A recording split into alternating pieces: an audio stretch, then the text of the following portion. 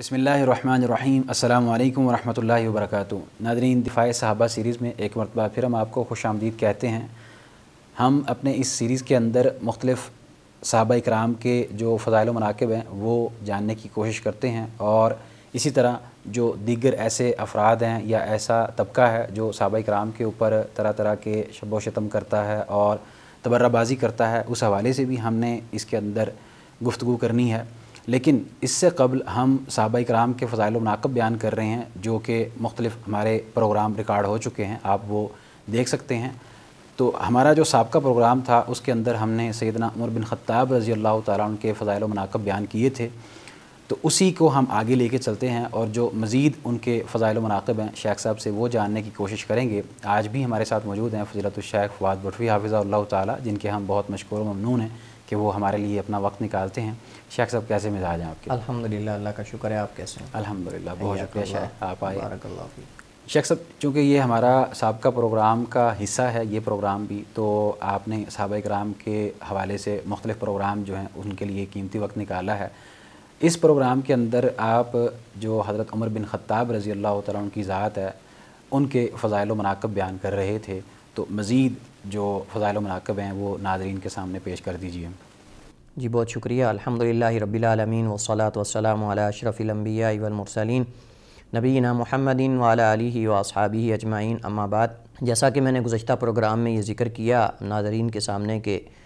سیدنا عمر بن الخطاب رضی اللہ تعالیٰ عنہ امیر المومنین، ان کے فضائل اور مناقب کتاب و سنت میں بہت زیادہ موجود ہیں، بکثرت موجود ہیں، لیکن چند ایک جو معروف اور اہم فضائل اور مناقب ہیں وہ ہم ناظرین کے سامنے جو ہے وہ رکھتے ہیں۔ کچھ احادیث میں نے گزشتہ پروگرام میں ذکر کی تھیں، بے شک چند ایک مزید احادیث جو ہیں وہ سیدنا عمر رضی اللہ تعالیٰ عنہ کے فضائل و مناقب کے حوالے سے وہ مزید ناظرین کے سامنے رکھتے ہیں۔ جیسا کہ عمر رضی اللہ تعالیٰ عنہ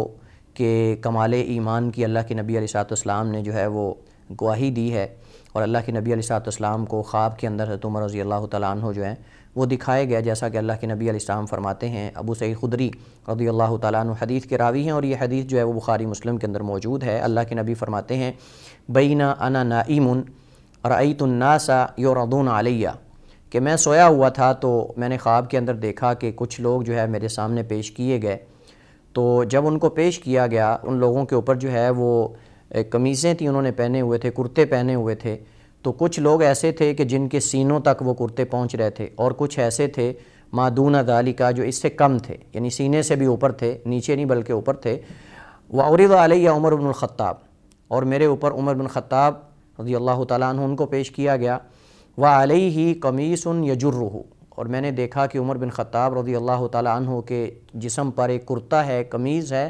جو کہ اتنی لمبی ہے کہ وہ اس کو کھینچتے چلے آ رہے ہیں، گھسیٹ کر جو ہے وہ چل رہے ہیں، یعنی زمین پہ لگ رہی ہے۔ آپ دیکھیں کہ ایک طرف کچھ ایسے لوگ ہیں کہ جن کی صرف سینوں تک جو ہے وہ قمیض آ رہی ہے، اور بعض کے ایسے ہیں جن کے سینوں سے اوپر ہے قمیض ان کا،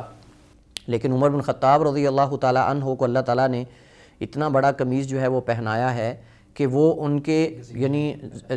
قدموں سے بھی نیچے چل رہا ہے اور گھسیٹ کر اس کو چل رہے ہیں۔ تو صحابہ کرام نے پوچھا،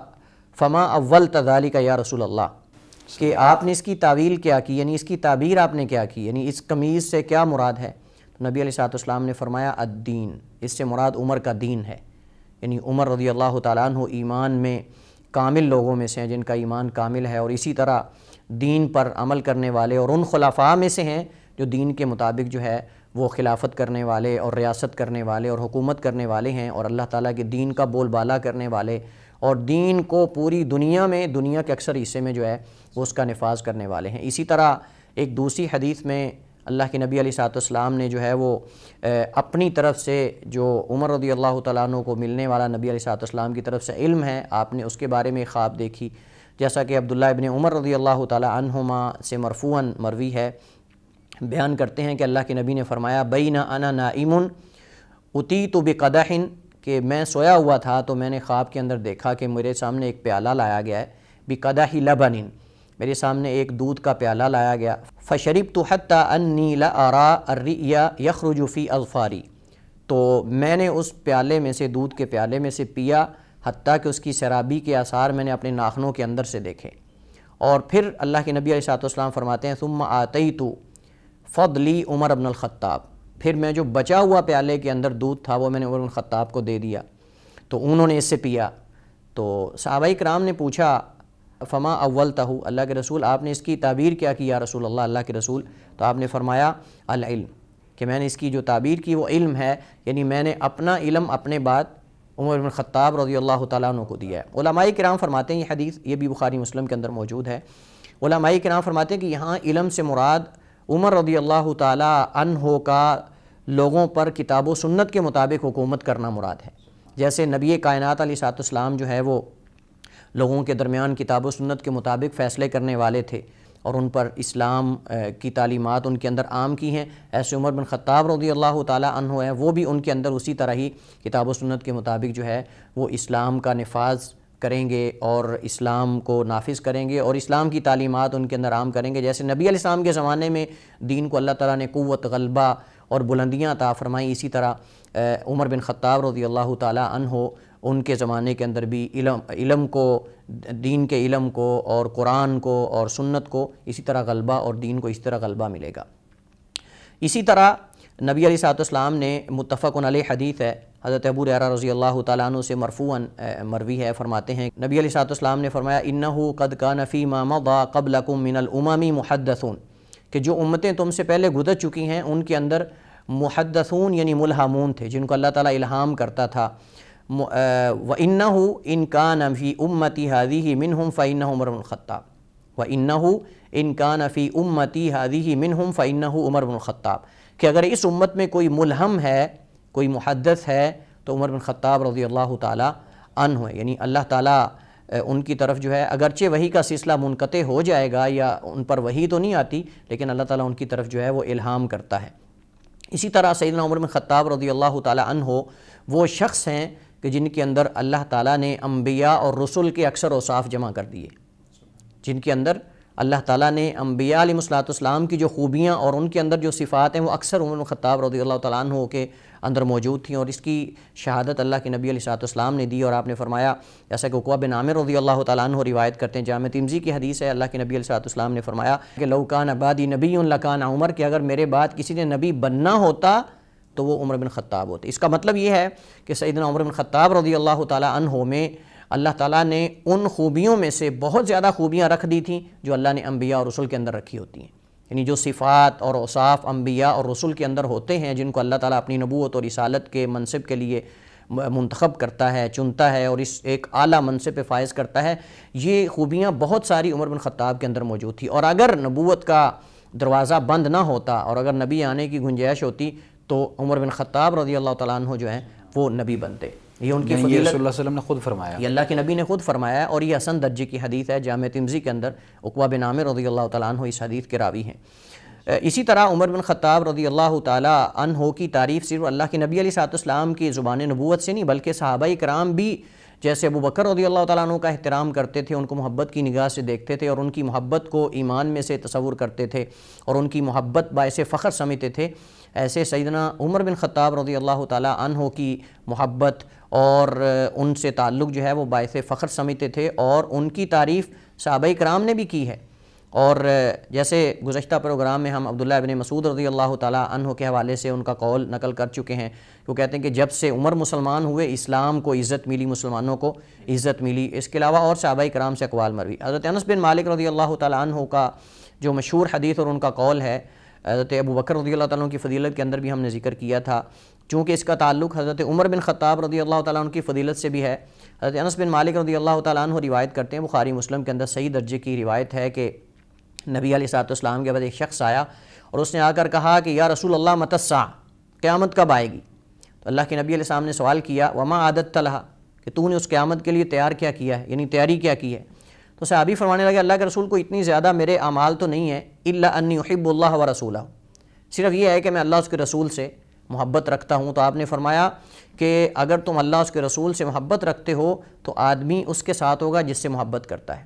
الرجل مع من احب، آدمی اس کے ساتھ جس سے اس کی محبت ہے۔ یہ حدیث بیان کرنے کے بعد حضرت انس رضی اللہ تعالیٰ عنہ فرماتے ہیں کہ جتنی خوشی ہمیں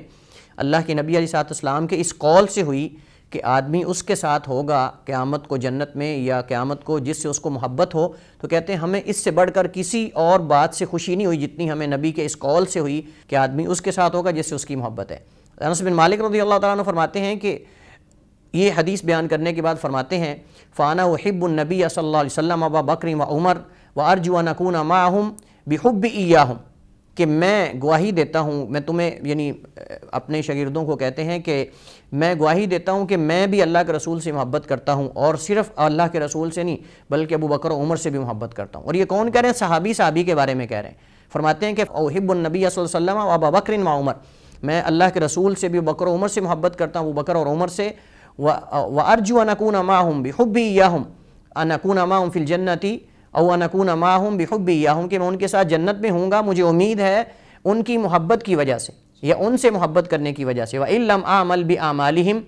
أَوْ بِمِثْلِ أَعْمَالِهِمْ، اگرچہ میں ان کے اعمال کی طرح کے عمل تو نہیں میرے، لیکن یہ ہے کہ مجھے امید ہے کہ چونکہ میری ان سے محبت ہے اس وجہ سے میں ان کے ساتھ جو ہے وہ جنت میں ہوں گا، نبی علیہ السلام کے ساتھ، ابو بکر و عمر کے ساتھ۔ اور اس حدیث سے ہمیں یہ بھی پتہ چلتا ہے کہ انس بن مالک رضی اللہ تعالیٰ عنہ کا بھی اس بات پر ایمان تھا کہ ابو بکر و عمر نبی کے ساتھ جنت میں ہوں گے، ابو بکر و عمر نبی علیہ السلام کے ساتھ جنت میں ہوں گے۔ اس کے علاوہ عمر بن خطاب رضی اللہ تعالیٰ عنہ کے بارے میں بے شمار فضائل ہیں، جیسا کہ نبی علیہ السلام نے ایک اور خواب بیان کی، اور یہ بھی صحیحین کے اندر موجود ہے کہ آپ نے وہ جو ہے وہ کنویں سے پانی کھینچنے والی مثال آپ نے دی، فرمایا کہ میں نے پانی کھینچا، اس کے بعد جو ہے وہ ابو بکر آئے، انہوں نے کھینچا لیکن کچھ جو ہے وہ 1-2 ڈول کھینچے، مراد ان کی خلافت کے کم عرصے ہونے کی طرف اشارہ تھا کہ بہت کم عرصہ ان کی خلافت رہے گی۔ فرمایا کہ پھر عمر رضی اللہ تعالیٰ عنہ آئے اور انہوں نے جو ہے وہ اس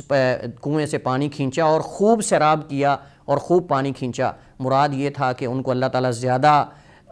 دیر جو ہے وہ خلافت دے گا اور وہ دنیا کے اکثر حصے پر اسلام کا جھنڈا، کلمہ توحید کا، الہی کلمت اللہ، وہ جو ہے وہ جھنڈا لہرائیں گے اور اللہ تعالیٰ کی کتاب اور نبی علیہ السلام کی سنت کی تعلیمات کو عام کریں گے اور لوگوں کے اوپر جو ہے وہ عدل و انصاف کے ساتھ حکومت کریں گے۔ اس کی طرف اشارہ تھا نبی علیہ السلام کو، اور آپ نے یہی تعبیر کی۔ شیخ صاحب، ابھی آپ نے دوران گفتگو اپنی ایک حدیث بیان کی جس کے اندر آپ نے بیان فرمایا کہ ہر امت کے اندر ایک محدث ہوگا اور ملہم ہوگا، تو اس ملہم سے کیا مراد ہے؟ یہ بھی ناظرین کے سامنے واضح کر دیجئے۔ دیکھیے، یہاں ملہم سے مراد یہ ہے کہ کچھ ایسے افراد ہوتے ہیں جو اللہ تعالیٰ کے خاص فضل و کرم اور عنایت کے سبب اللہ تعالیٰ ان کی زبان اور دل پر حق کو جاری کر دیتا ہے، یعنی وہ دل سے اور زبان سے وہی بات کہتے ہیں جو حق ہوتی ہے اور جو وحی ہوتی ہے، اگرچہ ان پر وحی نہیں ہوتی لیکن وہ اللہ تعالیٰ کی جو وحی ہے، اللہ تعالیٰ کے جو بنائے ہوئے قوانین اور رسول ہیں اس کے موافق وہ بات ہوتی، کبھی اللہ تعالیٰ کی بات کے خلاف جو ہے وہ یا کتاب و سنت کے خلاف وہ بات نہیں ہوتی، اگرچہ اس کی طرف وحی نہیں ہوتی۔ بعض علماء کہتے ہیں کہ اللہ تعالیٰ اس کی زبان پر جو ہے اگرچہ وحی نہیں لیکن جبریل علیہ السلام کی مدد کے ذریعے اللہ تعالیٰ اس کی زبان سے حق جاری کر دیتا ہے، البتہ وہ روح القدس کی مدد سے ہو یا اللہ تعالیٰ جو ہے وہ ان کی زبان پہ حق کو جاری کر دے، مقصد یہ ہے اللہ تعالیٰ حق کی باتیں ان کو الہام کرتا ہے، یعنی ان کے اندر ایمان کا اضافہ اس قدر ہو جاتا ہے کہ اللہ علم و کا تقرب، جو اللہ علم و فضل ہم نے کہا نا کہ نبی علیہ السلام نے بتایا کہ جو ہے وہ میں نے دودھ کا پیالہ دیا جو بچا ہوا تھا میرا، تو وہ اس سے مراد علم ہے، تو مطلب یہ ہے کہ ان کی زبان سے ہمیشہ جو ہے وہ حق جاری ہوتا ہے اور اللہ تعالیٰ ان کی زبان اور دل سے حق کو جاری کر دیتا ہے، اور اس کی عملی مثالیں ان کی زندگی کے اندر موجود ہیں کہ جب وہ کوئی مشورہ دیتے یا رائے دیتے تھے تو اللہ تعالیٰ اس کے مطابق جو ہے وہ قرآن کریم ویسے بھی آپ نے گزشتہ پروگرام کے اندر یہ بات بیان کی تھی کہ شیطان بھی راستہ بدل لیتا تھا، تو عمر رضی اللہ تعالیٰ عنہ اگرچہ ان پر وحی نہیں ہوتی تھی لیکن اللہ تعالیٰ جو ہے وہ ان کی طرف الہام کرتا تھا، اور الہام کا مطلب یہ کہ کسی کے دل کے اندر حق بات ڈال دینا اور وہ ان کی زبان سے جاری ہو جاتی تھی، جو اللہ ان کے دل کے اندر حق بات کا القاء کرتا تھا، الہام کرتا تھا، وہی ان کی زبان سے جاری ہو جاتی تھی، اور اسی وجہ سے میں نے پچھلے پروگرام کے اندر اشارہ کیا تھا لیکن واضح بتا دیتا ہوں کہ بعض محدثین اور بعض فقہاء عمر رضی اللہ تعالیٰ عنہ کے جو اختیارات تھے، جو ان کی آراء تھیں، ان کو دیگر صحابہ کی آراء سے مقدم رکھتے تھے، چونکہ ان کے بارے میں نبی علیہ السلام نے یہ جو ہے وہ بشارت دی ہے کہ یہ ان لوگوں میں سے ہیں جن کو اللہ تعالیٰ الہام کرتا ہے اور ان کے دل پہ اللہ تعالیٰ زبان پہ حق جاری کر دیتا ہے، تو اس وجہ سے ان کی آراء کو، ان کے جو فیصلے ہیں ان کو دیگر صحابہ کرام کی آراء اور فیصلوں سے مقدم رکھا جاتا ہے، یعنی ان مسائل میں خصوصاً جن میں کتاب و سنت میں کوئی واضح نص جو ہے وہ موجود نہیں ہوتی۔ شیخ صاحب، جو موافقات ہیں ان سے کیا مراد ہے؟ ابھی آپ نے بیان کیا کہ اس طرح کے جو کئی ایسے مسائل ہیں، ایسے الہام ہیں جو کہ اللہ تبارک و تعالیٰ نے جو ان کی رائے تھی ان کو ترجیح دیتے ہوئے باقاعدہ وحی نازل فرما دی، تو ناظرین کے سامنے وہ چیزیں بھی بیان کر دیجیے آپ. جی یہ ایک مستقل موضوع ہے موافقات عمر رضی اللہ تعالیٰ عنہ کے حوالے سے، جس میں عموماً علماء اور مورخین جو ہے وہ حضرت عمر رضی اللہ تعالیٰ عنہ کی ان آراء کو ذکر کرتے ہیں کہ جو انہوں نے بطور رائے کے نبی علیہ السلام کے سامنے ان کا اظہار کیا، اپنا ایک مشورہ اور رائے، اور اللہ تعالیٰ نے اس کے موافق وحی نازل کر دی. یعنی وہ رائے دیتے تھے اور اللہ تعالیٰ اس کے مطابق قرآن کریم جو ہے وہ نازل کر دیتا تھا. اور عمر رضی اللہ تعالیٰ عنہ کی سبحان اللہ سادگی دیکھیں آپ، ان کی تواضع دیکھیں اور ان کی عاجزی اور انکساری دیکھیں. حضرت انس رضی اللہ تعالیٰ عنہ روایت کرتے ہیں، فرماتے ہیں کہ حضرت عمر رضی اللہ تعالیٰ عنہ، جیسا کہ حدیث صحیح بخاری کے اندر موجود ہے، حضرت انس رضی اللہ تعالیٰ عنہ فرماتے ہیں وافقت ربی فی ثلاث. یہ حضرت عمر کے ادب کا اندازہ دیکھیں. یہ نہیں کہتے کہ میرے رب نے میری موافقت کی، بلکہ کہتے ہیں میں نے اپنے رب کے حکم میں موافقت کی. وافقت ربی فی ثلاث، کہ میں نے اپنے رب کے ساتھ موافقت کی. یہ نہیں کہا کہ رب نے میرے ساتھ موافقت کی. یہ ادب میں سے اگر کوئی بندہ اس طرح ہو تو وہ کہتا وہ اپنے لیے اعزاز سمجھتا ہے کہ اللہ نے میری موافقت میں، بلکہ اب عمر کا ادب دیکھیں رضی اللہ تعالیٰ عنہ کا. فرماتے ہیں وافقت ربی فی ثلاث، کہ میں نے اپنے رب کے حکم میں 3 چیزوں میں موافقت کی. یقیناً حضرت عمر رضی اللہ تعالیٰ عنہ کا یہ ایمان ہے کہ اللہ تعالیٰ اس سے پہلے جانتے تھے، اور یہ لوح محفوظ میں چیزیں ساری لکھی ہوئی ہیں، اور اللہ تعالیٰ نے تو پہلے سب کچھ طے کیا ہوا ہے. بے شک. اس کا مطلب یہی ہے کہ عمر رضی اللہ تعالیٰ عنہ کا یہ رائے دینا، مشورہ دینا، یہ پہلے نہیں بلکہ اللہ تعالیٰ کا حکم پہلے موجود ہے اور عمر نے اس میں موافقت کی ہے. حضرت عمر رضی اللہ تعالیٰ عنہ کا یہ ادب ہے اللہ تعالیٰ کی ذات کے ساتھ. فرماتے ہیں کہ میں نے اپنے رب کے حکم میں موافقت کی ہے. اور عمر رضی اللہ تعالیٰ عنہ کے بارے میں یہ معروف ہے، جیسا کہ عبداللہ ابن عباس رضی اللہ تعالیٰ عنہما فرماتے ہیں کان وقافا عند کتاب اللہ، کان وقافا عند کتاب اللہ. عمر اللہ کی کتاب کے سامنے ہاتھ اٹھا دینے والے تھے، رک جانے والے تھے. حضرت عمر رضی اللہ تعالیٰ عنہ کے سامنے ایک بندہ آیا، اس نے کہا آپ عدل ہی نہیں کرتے، آپ انصاف ہی نہیں کرتے، صحیح بخاری میں حدیث ہے. تو حضرت عمر رضی اللہ عنہ غصے میں آ گئے. جب غصے میں آ گئے تو اس نے فوراً حضرت عمر کے سامنے قرآن کی آیت پڑھی، خذ العفو وامر بالعرف. انہوں نے کہا کہ معافی کو پکڑو، اس آیت کے اندر حکم ہے کہ معاف کر دو اور معافی کو لازم پکڑو. جب یہ آیت پڑھی تو حضرت عمر رضی اللہ عنہ فوراً ٹھنڈے ہو گئے، ان کا غصہ جاتا رہا. یہ حدیث بیان کرنے کے بعد حضرت عبداللہ بن عباس فرماتے ہیں کان وقافا عند کتاب اللہ، کان عمر بن الخطاب وقافا عند کتاب اللہ، اللہ کی کتاب کے سامنے وہ رک جانے والے تھے. جتنا بھی غصہ ہوتا، جو بھی ان کی رائے ہوتی، جب کوئی کہہ دیتا کہ اللہ کی کتاب میں یہ ہے یا حدیث میں یہ ہے، تو کتاب اللہ سے مراد قرآن و سنت دونوں ہیں، اس کے سامنے رک جاتے، ہاتھ کھڑے کر دیتے تھے کہ میری عمر کی کیا مجال ہے، میں عمر کی کیا مجال ہے اس کے سامنے میں اپنی رائے. یا مفسرین محدثین باقاعدہ بیان کرتے ہیں کہ ان کی طبیعت کے اندر جلال تھا، اس کے باوجود بھی جب اللہ اس کے رسول کا فرمان آتا تو فوراً بیٹھ جاتے، فوراً ان کا غصہ جاتا رہتا، ٹھنڈے ہو جاتے تھے. افسوس کی بات یہ ہے کہ ہمارے معاشرے کے اندر جو ہے وہ اگر کسی کے پاس تھوڑا سا علم ہو تو حدیث کی تعویلیں کرنے لگ جاتا ہے. حدیث کو اپنی رائے سے رجوع نہیں کرنا، اپنے امام کی، اپنے بڑے کی بات کو غلط نہیں کہنا، لیکن حدیث کو غلط کہہ دینا، والیاذ باللہ حدیث کی ایسی تعویل کرنی ہے کہ اس کو اصل معنی سے پھیر دینا ہے. لیکن سیدنا عمر بن خطاب جن کی زبان پہ اللہ نے حق جاری کیا تھا، جو اللہ تعالیٰ کے کئی احکامات کے اندر موافقت کرنے والے تھے، وہ بھی اللہ کی کتاب و سنت کے سامنے رک جانے والے تھے. اور اس کے بارے میں ایک واقعہ معروف ہے کہ ایک دفعہ عمر رضی اللہ تعالیٰ عنہ اور ابو بکر رضی اللہ تعالیٰ عنہما نبی علیہ السلام کے سامنے وفد بنی تمیم یا وفد عبد القیس جو ہے وہ آئے. انہوں نے کہا اللہ کے رسول ہم اسلام اور دین سیکھ کر جا رہے ہیں، تو ہمارا کوئی امیر بنا دیں جو وہاں ہمارے دین کے معاملات کے اندر، دیگر معاملات کے اندر ہماری دیکھ بھال کرے اور رہنمائی کرے، اور ہمارے ساتھ جو ہے وہ مطلب کہ جنگ وغیرہ دیگر جو جہاد وغیرہ ہے وہ ہمیں لے کر چلے ان معاملات کے اندر. ابو بکر رضی اللہ تعالیٰ عنہ نے کسی آدمی کا نام بتایا، حضرت عمر نے اس کے خلاف دوسری رائے دی کہ یہ نہیں بلکہ یہ شخص ہونا چاہیے. تو اس سے ان دونوں کی آوازیں بلند ہو گئیں، یعنی نہ چاہتے ہوئے بھی، لا علمی کے اندر. تو جب قرآن کریم کی یہ آیت نازل ہوئی کہ لا ترفعوا اصواتکم فوق صوت النبی، تو یہ صحابہ کرام بیان کرتے ہیں کہ اس آیت کے نزول کے بعد حضرت عمر رضی اللہ تعالیٰ عنہ اتنا آہستہ بولا کرتے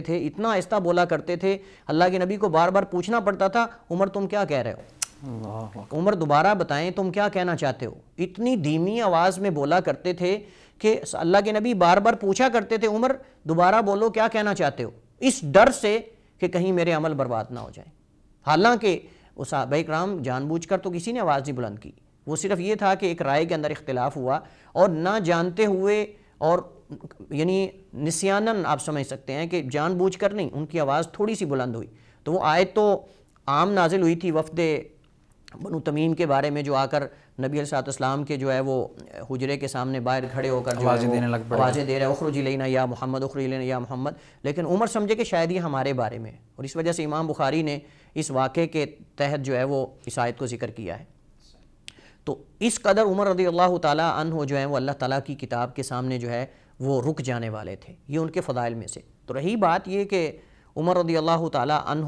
ان کے موافقات سے کیا مراد ہے، تو موافقات جیسے میں بتا چکا ہوں کہ اس سے مراد عمر رضی اللہ تعالیٰ عنہ کی وہ آراء ہیں جو بطور مشورے کے اللہ کے نبی علیہ السلام کے سامنے وہ رکھتے تھے، چونکہ اللہ کے نبی علیہ السلام جو ہے وہ صحابہ کرام سے مشورہ کیا کرتے تھے. جیسے اللہ نے فرمایا وَشَاوِرْهُمْ فِي الْأَمْرِ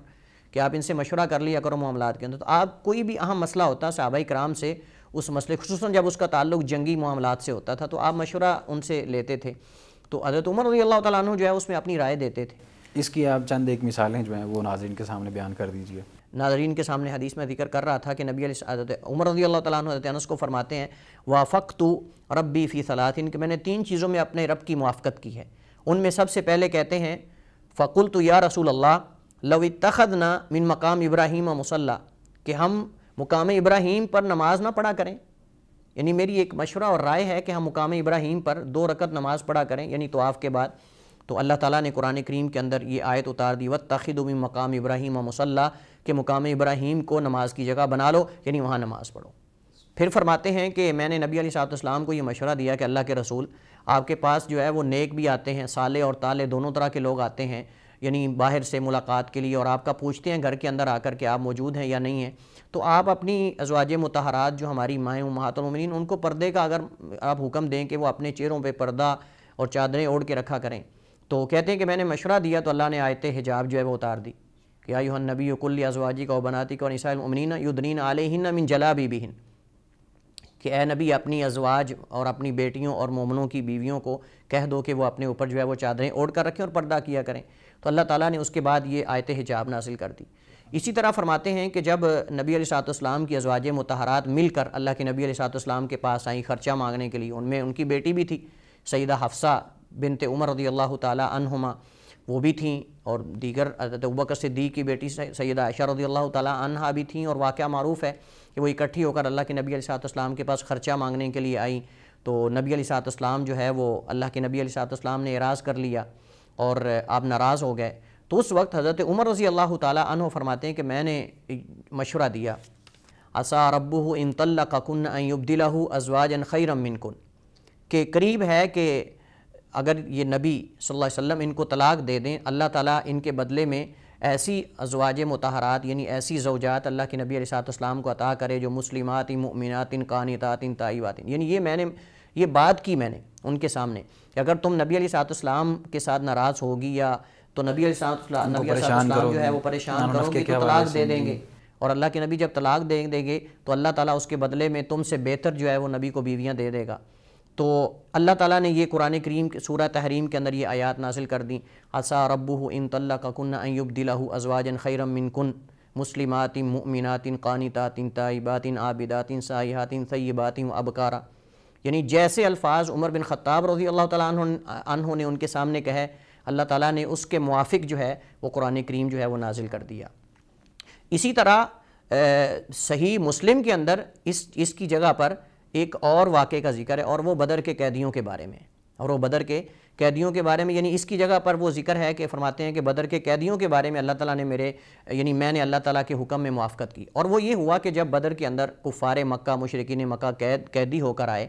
تو اللہ کے نبی علیہ السلام نے صحابہ کرام سے مشورہ لیا. آپ نے فرمایا کہ ان کے بارے میں کیا کرنا چاہیے. تو سیدنا ابو بکر رضی اللہ تعالیٰ عنہ کی رائے یہ تھی کہ ان سے فدیہ لے کر ان کو چھوڑ دیا جائے. ان کا بھی اجتہاد تھا اور ان کے ذہن کے اندر یہ تھا کہ ابھی اسلام کمزور ہے، ہم مال لے کر اپنی جو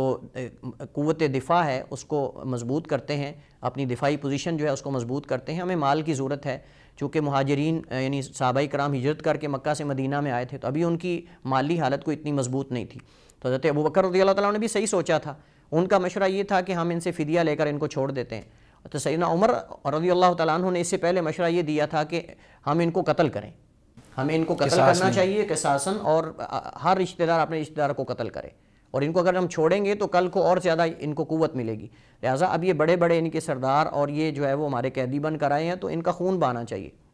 نبی علیہ الصلوۃ والسلام نے سیدنا ابو بکر رضی اللہ تعالیٰ عنہ کی رائے کو لے لیا تو اللہ تعالیٰ نے اس کے بارے میں قرآن کریم کی آیات اتاری. سورہ توبہ کے اندر یہ آیات موجود ہیں.